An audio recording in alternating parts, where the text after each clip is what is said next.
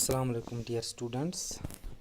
Okay, so after general introduction about photosynthesis and the structure of chloroplast, we are going to another topic, that is overview of photosynthesis. So this photosynthesis, it generally occurs in two phases. The first phase is light reaction. Okay, the first step in photosynthesis is light reaction, and the second is dark reaction, or you can also call it as light independent reaction. So in the first phase, that is light reaction, what happens, as you can see in this diagram, that light, it is put on the thylakoids. Okay, so on the thylakoids, what happens, light reactions occur where water is broken down. The photolysis of water takes place, and this water gets broken down into oxygen and protons. Those protons are used to reduce NADP positive and ADP plus inorganic phosphate, and they give rise to ATP and NADPH2. So ATP and NADPH2, these are the products of light reaction. This is the first phase, and in the second phase, that is light independent reaction or the dark reaction, this ATP and NADPH is used to reduce carbon dioxide. ATP gives energy and NADPH reduces carbon dioxide to form sugar, to form carbohydrates through the cycle which is known as Calvin cycle or C3 cycle. Of course, we are going to talk in detail about this light reaction and dark reaction, that is Calvin cycle, later on. So these are the two general steps of photosynthesis. Now this before going into details of light reaction, let's talk about photosynthetic pigments, that what pigments are used in photosynthesis. Because yesterday I told you that these thylakoids, these are the membranous structures where actually the photosynthetic pigments are present.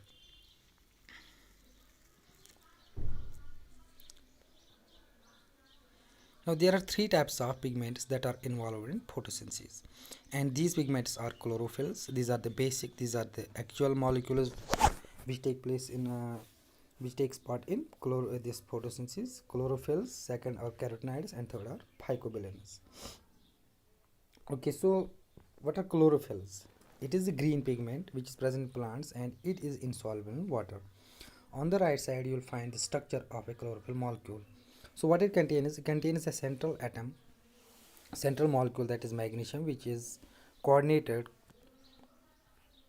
with 4 nitrogen atoms, and these 4 nitrogen atoms, they are present in 4 rings, that is A, B, C and D. These 4 rings are known as pyrrole rings because you can see the nitrogen present in them, and that's why they are known as, they are 5 carbon. Okay, 5 carbon rings, and that's why they are known as pyrrole rings. So that is why this structure, it makes a tetrapyrrole head. Tetra means 4, pyrrole means rings, so they form a 4 pyrrole ring head. That is which rings are those? A, B, C and D. So that is why this is known as tetrapyrrole head, or it is also known as porphyrin head.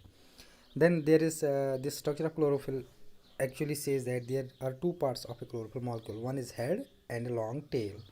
The tail is made up of carbons, hydrocarbon tail, and the head is known as tetrapyrrole head, where a central magnesium atom is coordinatively linked to 4 nitrogen atoms.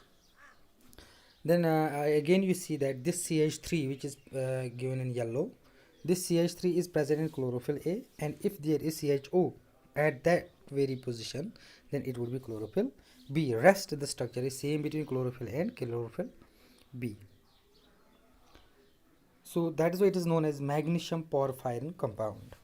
Okay, and there is the empirical formula, C55H72O5N4Mg, it is chlorophyll A, and chlorophyll B is C55H70O6N4Mg. So there are different types of chlorophylls that are present in plants. The first chlorophyll is chlorophyll A. It is present in all oxygen evolving, that means it is present in every green plant, that is from algae to angiosperms. Chlorophyll will be present in chlorophyceae, that is green algae, and from bryophytes to angiosperms. You can see later on when we'll talk about diversity. I'll divide this algae into different 11 classes, and one of the class is chlorophyceae, and it is present only in one class of the algae, that is chlorophyceae, and not in others.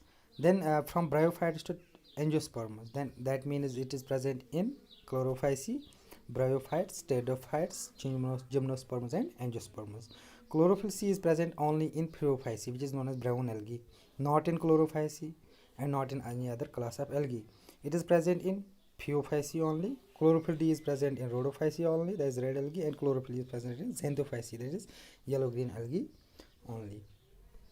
Then next pigment is carotenoid. What are carotenoids?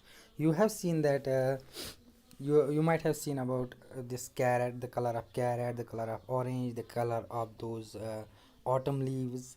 They are the color of carrot, it is purple or orange, and then you can see the yellowish color of those leaves in autumn. Why is that? Because there the chlorophyll is converted, or it gets degraded, and there is new formation of carotenoids and xanthophylls.